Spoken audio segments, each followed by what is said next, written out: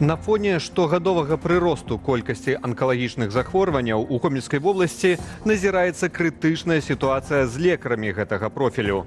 Несуцяшальную статыстыку Міністэрства аховы здароўя за мінулы год прыводзіць выданне «Флагшток». Гэтак Гомельскі абласны дыспансер укамплектаваны лекарамі толькі на 70%, а анкадыспансер у Мазыры на палову. Гэта найгоршы паказнік у краіне. У эфіры Белсату аб'ектыў з галоўнымі падзеямі Беларусі і свету. Для вас працуе Александр Баразенко, і сёння ў нас.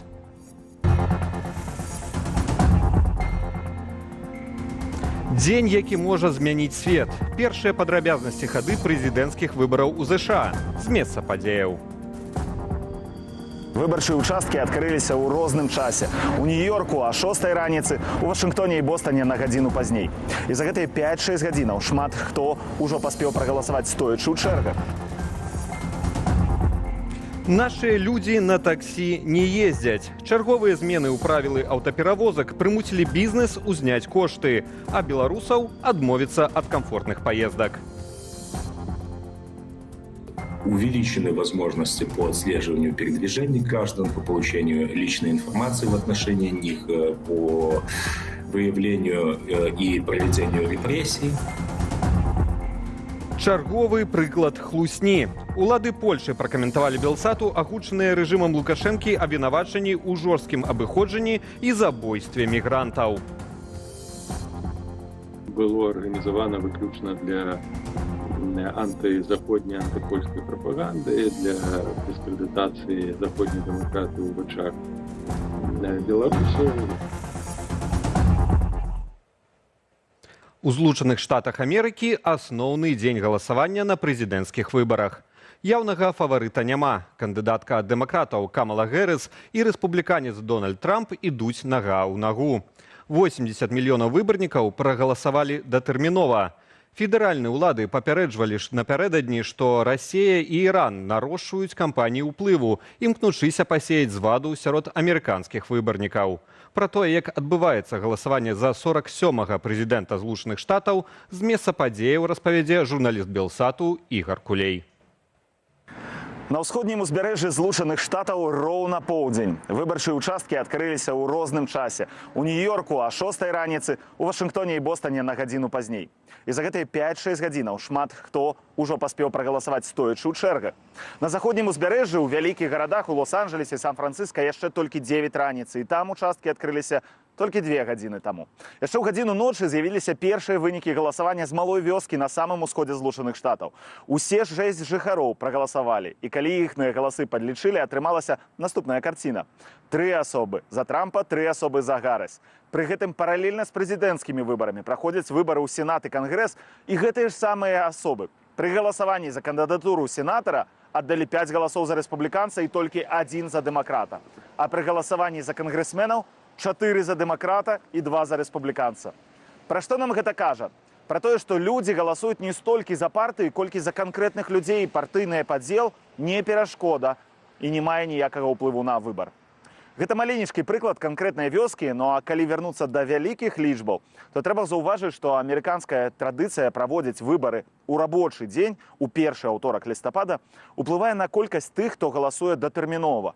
Паводле дадзеных тэлеканала CNN, 80 мільёнаў амерыканцаў паспелі аддаць свае галасы да асноўнага дня галасавання. Усяго ў ЗША права голасу мае прыблізна 240 мільёнаў грамадзянаў. Але на папярэдніх прэзідэнцкіх выбарах у 2020 годзе яўка склала 160 мільёнаў. І калі гэтая лічба сёлета будзе падобнай, то атрымаецца, што ажно палова прагаласаваўшых зрабіла гэта датэрмінова. Яшчэ адзін цікавы факт: у Злучаных Штатах няма гэтак званай выбарчай цішыні. Гэта азначае, што кандыдаты да апошняга дня могуць праводзіць мітынгі, а СМІ могуць увесь час абмяркоўваць праграмы кандыдатаў, цытаваць Гэрысы і Трампа, паказваць вынікі апошніх апытанняў. А гэтыя вынікі яшчэ некалькі гадзінаў таму паказвалі, што Камала Гэрыс набірае 49% галасоў супраць 47% Дональда Трампа. Гэта абсалютна нязначная перавага на мяжы статыстычнай памылкі, якая да таго ж, калі апраўдаецца, не дае ніякай гарантыі перамогі. Выбарчая сістэма ў ЗША арганізаваная такім чынам, што кандыдатам трэба перамагаць у як мага большай колькасці асобных штатаў. Ёсць штаты, у якіх адназначна перамагаюць або рэспубліканцы, або дэмакраты, і там ніякай інтрыгі няма. Але ёсць штаты, у якіх шансы двух кандыдатаў на перамогу настолькі блізкія, што вынік прадказаць немагчыма. Сёлета гэта Арызона, Джорджия, Мічыган, Невада, Паўночная Караліна і Пенсільванія, барацьба за якую была асабліва напружанай. Ад вынікаў галасавання менавіта ў гэтых 6 штатах будзе залежыць тое, чыя адміністрацыя пераедзе ў Белы дом у студзені наступнага года. Яшчэ адной інтрыгай з'яўляецца штат Айова, у якім я зараз і знаходжуся. Апошняе пытанне абсалютна нечакана паказала, што ў гэтым штаце можа перамагчы кандыдатка ад дэмакратаў, хоць усе папярэднія даследаванні аддавалі перамогу Трампу. Прычынай такой рэзкай змены настрояў стала пытанне абортаў, якія рэспубліканцы хочуць цалкам забараніць, а дэмакраты пакінуць за жанчынамі права вырашаць гэтае пытанне самастойна. Дарэчы, калі амерыканцаў пыталі, што найболей уплывала на іхнае рашэнне галасаваць за таго ці іншага кандыдата, то пытанне абортаў аказалася на 3-м месцы па важнасці. На 2-м месцы вырашэнне праблемы мігрантаў і на 1-м месцы эканоміка. То бок усё гэта ўнутраная павестка. Міжнародныя справы амерыканцаў хвалююць у другую чаргу. І гэта не навіна, так было падчас усіх апошніх выбарчых кампаніяў. А вось што на гэтых выбарах можна назіраць упершыню, дык гэта атмасфера пэўнай трывогі. Сябры арганізацыяў, якія займаюцца правядзеннем выбараў і назіраннем за імі, паведамляюць пра пагрозы, якія атрымліваюць праз тэлефонныя званкі і імэйлы. На паштовыя скрыні выбарчых участках прыходзяць лісты з наркотыкамі і іншымі небяспечнымі рэчывамі. Прычым усе, з кім мне давялося размаўляць у ЗША за апошнія 10 дзён, кажуць, што такой напружанай атмасферы падчас выбараў не было яшчэ ніколі. Другая адносна новая з'ява на гэтых выбарах – недавер да вынікаў галасавання. Па некаторых даследаваннях амаль палова амерыканцаў не верыць у тое, што галасы будуць падлічаныя справядліва. Тут у Айове гэта не праблема. Мясцовыя жыхары якраз такі дэкларуюць беспрэцэдэнтны давер да выбарчай сістэмы, вышэй за 90%. Лакальныя ўлады зрабілі вельмі шмат, каб не страціць давер выбарцаў. Першымі ў ЗША запрасілі групу гэтак званых белых хакераў, якія шукалі слабыя бакі сістэмы падліку галасоў. Таксама ў Айове выбарачна на ўчастках будзе праведзены ручны падлік галасоў, які мае пераправерыць, ці машыны, якія вядуць аўтаматычны падлік, не дапусцілі памылак. Паводле дзяржсакратара Айовы, з якім я ўчора размаўляў, падлік на ранейшых выбарах паказвалі 100% дакладнасць машынаў. Не было ніводнага выпадку, каб яны дапусцілі памылку. Нягледзячы на тое, што падлік бюлетэняў ў ЗША вядуць адмысловыя кампутары, не варта чакаць канчатковых вынікаў у дзень выбараў ці нават на наступны дзень. Справа ў тым, што амаль 37 мільёнаў амерыканцаў аддалі свае галасы па пошце. Падлік гэтых бюлетэняў можа заняць не адзін дзень. А ў штатах, што вагаюцца і ад якіх у вялікай ступені залежыць вынік выбараў, нярэдка адбываецца перападлік, што таксама можа заняць некалькі дзён. Так што на ўсялякі выпадак варта запасціся цярпеннем. А мы працягнем сачыць за падзеямі за акіянам. Ігар Кулей з Дэмойна, Айовы, адмыслова для тэлеканала Белсат.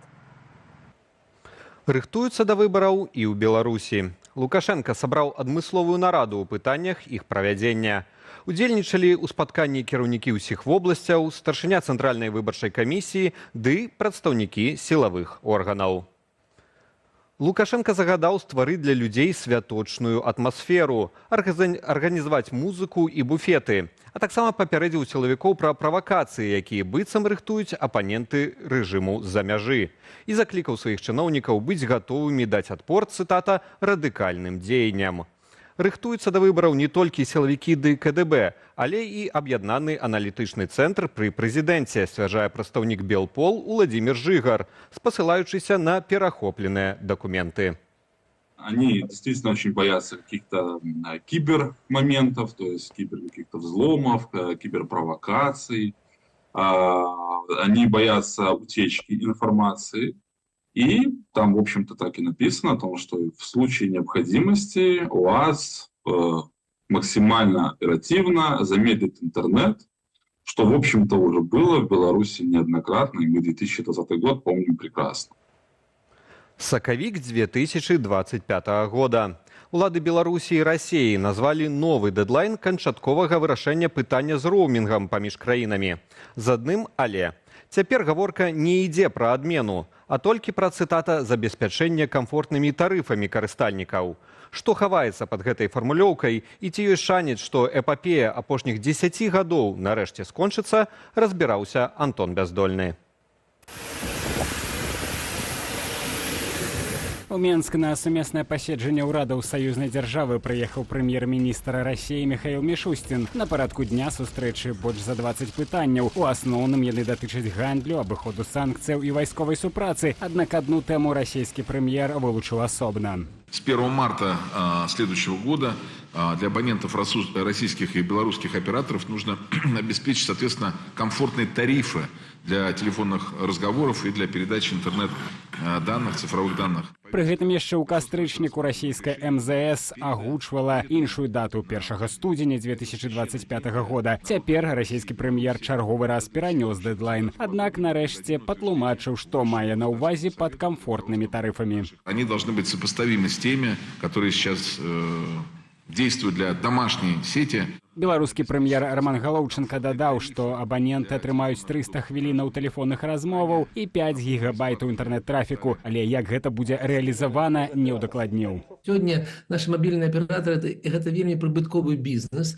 Я нагадаю, што ён абкладаецца налогам на дадатковую вартасць 25%, у адрозненне ад астатніх 20%. І яго павышаны налогі на прыбытак, то бок гэта вельмі так добра для беларускага бюджэта. То бок пра поўную адмену роумінгу расійскі і беларускія бакі у выніку не дамовіліся. Хаця такія ініцыятывы абмяркоўваліся яшчэ ў 2013-м. Пазней у 2019-м намер зафіксавалі ў дарожных мапах інтэграцыі, падпісаных Лукашэнкам і Пуціным. Паводле мапаў роумінг мусіў узнікнуць не пазней за верасень 2020-га. Затым тэрміны неаднаразова пераносілі. Апошняя афіцыйна агучаная дата – чэрвень 2022-га. Вясною таго ж года якраз зрабілі адзіны рэальны крок – адмянілі плату за ўваходныя выклікі ў роумінгу. Бізнес-інтарэсы, яны щільна пераплеценыя з кіруючай верхушкай.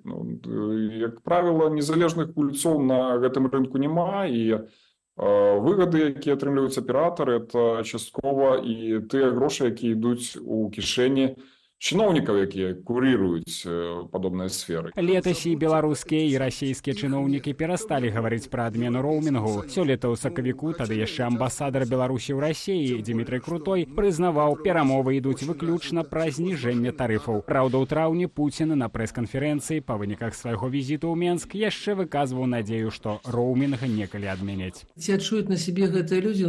Адчуюць толькі тыя, хто ездзяць у Расію з беларускімі сім-картамі. Але, напэўна, няма такіх, хто бы ездзіў з беларускімі сім-картамі і не меў у Расіі расійскую сім-карту, бо сённяшнія тарыфы на роумінг – гэта некае вар'яцтва. Пры гэтым 28 краінаў Еўразвязу – Нарвегія, Ісландыя і Ліхтэнштэйн – яшчэ ў 2017-м цалкам скасавалі роумінг на сваіх тэрыторыях. Пасля Брэксіту гэты спіс пакінула Вялікая Брытанія. Жыхары астатніх краінаў пры паездках на тэрыторыі Еўрапейскага звязу па-ранейшаму могуць карыстацца сваім нацыянальным тарыфам без дадатковых аплатаў.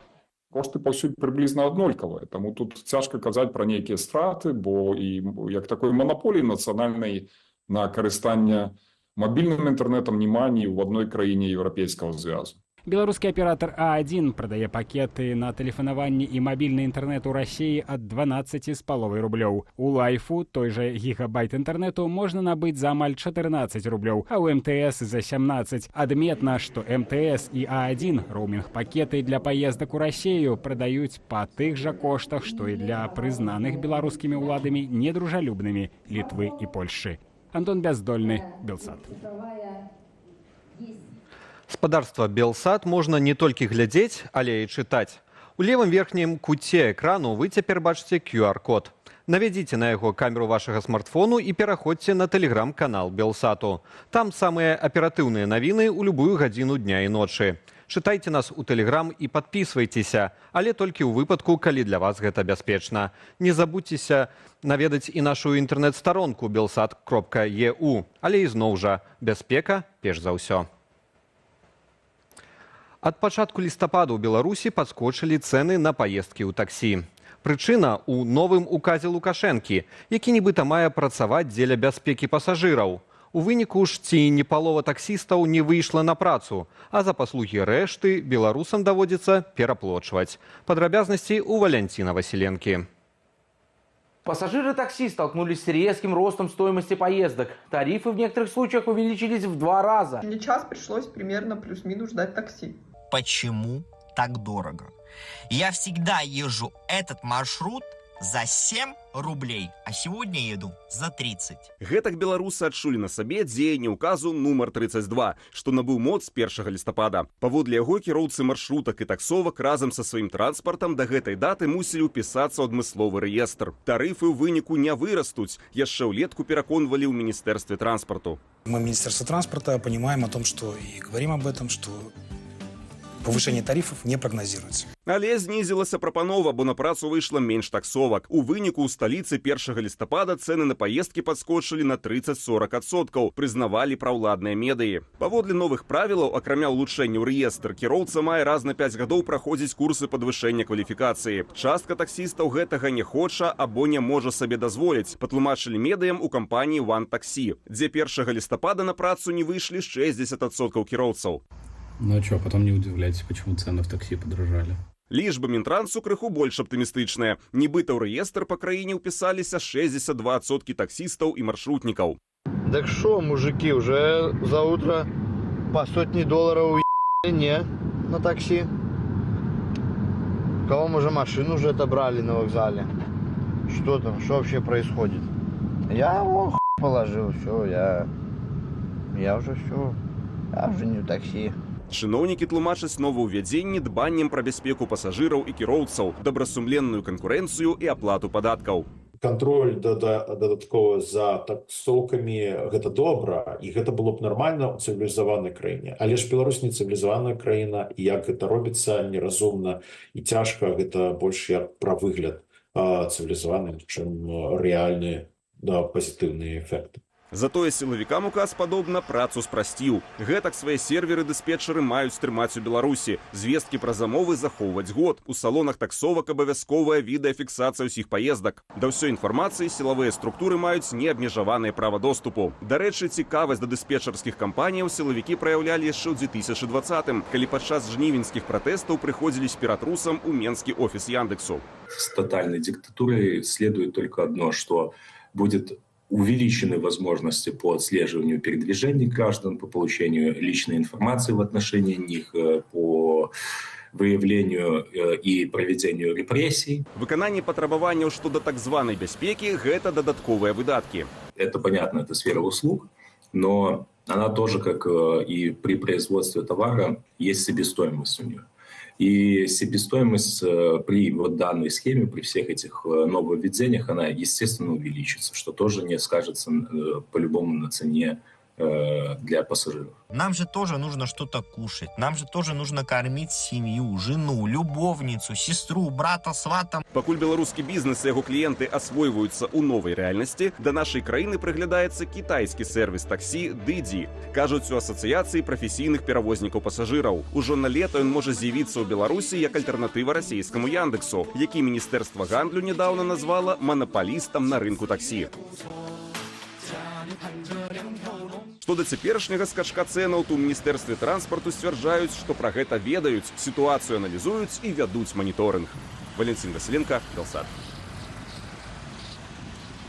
У працэсе ліквідацыі звыш 1000 недзяржаўных арганізацыяў з абсалютна розных сфер грамадскага жыцця, ад аб'яднання пчалаводаў да шахматыстаў і ветэранаў Чарнобыля. Згодна з справаздачай праваабаронцаў, сёлета ліквідуюць на 24 арганізацыі больш, чымся ў папярэдні год назіранняў.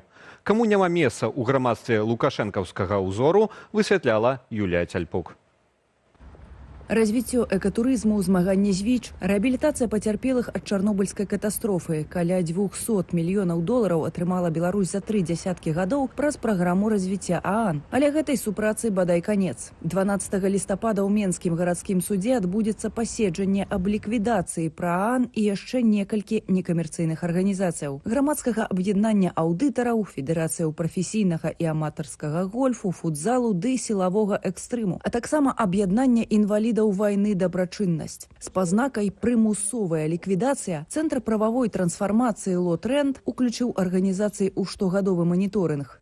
Ліквідацыі падлягаюць у асноўным грамадскія аб'яднанні, якія не прывялі свае статуты ў адпаведнасць з новымі патрабаваннямі закону аб грамадскіх аб'яднаннях. Фіксуюцца адзінкавыя выпадкі прымусовай ліквідацыі грамадскіх аб'яднанняў, што выканалі патрабаванні закону. Напрыклад, ліквідуюць 20гадовае гарадзенскае аб'яднанне палітрасвету, якое летась накіравала справаздачу аб дзейнасці ў рэгістрацыйны орган. Паводле ло-тренду на пачатак лістапада 1161 беларуская некамерцыйная арганізацыя была ў працэсе прымусовай ліквідацыі. Яшчэ 677 НКА пастанавілі самаўхіліцца і з уласнай волі падалі дакументы на закрыццё. Адна з апошніх – інфармацыйна-адукацыйны цэнтр «Мост». З 2020 года агульныя страты склали 1838 организаций. В 2024 году мы накануне выборов президента, а в Беларуси это всегда спецоперация. Да? То есть даже если, казалось бы, зачистили вроде всех нелояльных, то можно сесть и посмотреть, а кого еще не зачистили. В Беларуси это часто бывает, что это по плану, что доведен план, да, если даже не найдут за что-то, то, в общем-то, сверху дается указание. Пытанне, ці спрабуе дзяржава запоўніць зачышчаныя нішы, працаваць прынамсі з уразлівымі слаямі насельніцтва, ахвярамі гвалту, бездомнікамі, асобамі з інваліднасцю і асаблівасцямі развіцця. Сотрудники комитета госбезопасности приходят к активистам и говорят: давайте, делайте там, там вот то, что вы делали там много лет, давайте, предлагают создавать такие подконтрольные организации. Частка ліквідаваных грамадскіх арганізацыяў аднавіла працу ў замежжы для беларусаў унутры краіны. Сярод іх беларускі нацыянальны моладзевы савет «Рада». Адзін з напрамкаў, які зараз дасяжны для беларускіх арганізацый у Беларусі, гэта правядзенне адукацыйных праграм. Бок яны праводзяць семінары, трэнінгі, нават канферэнцыі на онлайн-платформах праз секьюрныя каналы. Ці вось, напрыклад, Рада арганізуе адукацыйныя праграмы на онлайн-платформе Moodle, якая дазваляе тым, хто рэгіструецца на курс, праходзіць яго асабістым такім рэжыме. Арганізацыі ў выгнанні працягваюць весці асветніцкую, аналітычную, праваабарончую і медыядзейнасць. Нягледзячы на блакаванне Міністэрствам інфармацыі, застаецца адкрытым шэраг тэматычных каналаў у сацыяльных сетках. Юлія Цяльпук, Белсат.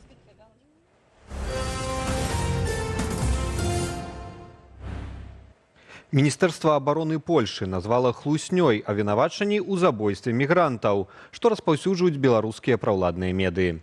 Напярэдадні выбараў гэткія папрокі ў бок польскіх памежнікаў гучаць усё часцей. Тэму працягне Кацярына Гардзеева. Беларускі памежны камітэт рапартуе. У памежнай зоне знайшлі яшчэ 2 пацярпелых мігрантаў. Адзін моцна збіты, другі без прыкметаў жыцця. У здарэнні беларускі бок вінаваціць латышскіх калегаў. Справедливости ради, насилие присутствует с обеих сторон. Тут вопрос, кто это насилие начал. Очевидно, что проводником, например, всего этого кризиса с мигрантами это режим Лукашенко. Потому что мы знаем, что у людей есть чаты, у людей есть какие-то каналы. Мы знаем, что, скорее всего, в таких чатах, каналах, информационных источниках активно работают спецслужбы России и Беларуси. І такія заявы робяцца не ўпершыню. Гэтак на мінулым тыдні абвінавачванні ў забойстве мігрантаў прагучалі ў бок Польши. Почему все молчат, когда избивают бедных этих людей, убивают и через границу, через этот забор нам подбрасывают? Міністэрства абароны заходняй краіны пракаментавала гэткія абвінавачанні нашаму тэлеканалу.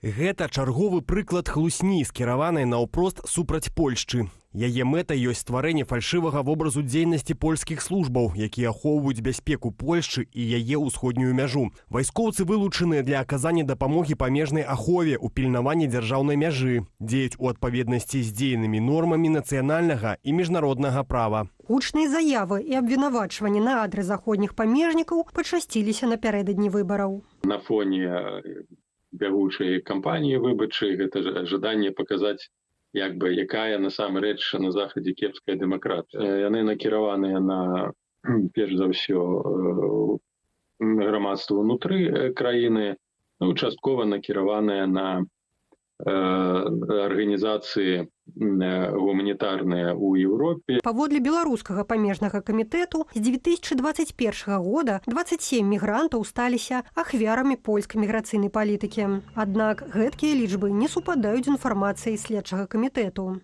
Нібыта польскі дезертыр Эміль Чэчка засведчыў беларускаму боку пра расправы на 241 уцекачом у чэрвені 2021 года. Выкарыстоўваюць як і Чэчко словы і пазіцыі былога суддзі Шмытта, які таксама уцёк у Беларусь. Яшчэ раз падкрэслю, што спрабаваць знайсці нейкія аб'ектыўныя дадзеныя інфармацыі ў тым, што падае прапаганда лукашэнкаўская, не мае ніякага сэнсу. Ён мог бы сказаць, што польскі бок забіў 1000 чалавек. Там дзесьці закапаў у лесе. Крызіс на заходніх межах трывае з вясны 21-го. Менавіта тады, у адказ на санкцыі еўразвязу, рэжым Лукашэнкі пачаў выкарыстоўваць мігрантаў для атакі межаў заходніх суседзяў. Ввели экономические санкции, набросили нам на шею петлю и начали душить. И говорят, вы нас защищаете от мигрантов.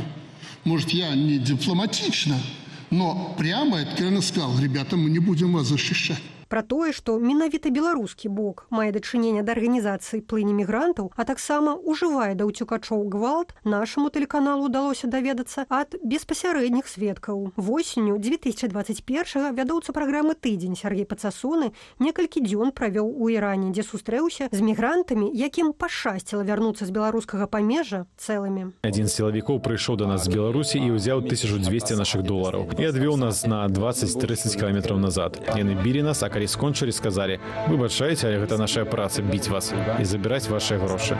Выбачайце». Усе гэтыя дзеянні рэжым Лукашэнкі скіроўваў на зняццё эканамічных абмежаванняў, але, падобна, толькі пагоршыў стасункі з заходнімі суседзямі. Это вызов вообще всей ценностной структуре Евросоюза. Такие атаки с помощью людей, вот так вот нагло их используя со стороны, например, режима Лукашенко, и называются гибридными, потому что они имеют такие социальные серьезные последствия для стран, на которых эти атаки проводятся. Но в первую очередь мы сейчас знаем, что это Литва и Польша. Гэтак узмацненне мяжы з нашаю краіною абыдзецца Польше ў больш за 2 мільярды 30 мільёнаў еўраў. Адначасова польскі сейм распрацоўвае заканадаўчы захад для супрадзеяння незаконнай міграцыі.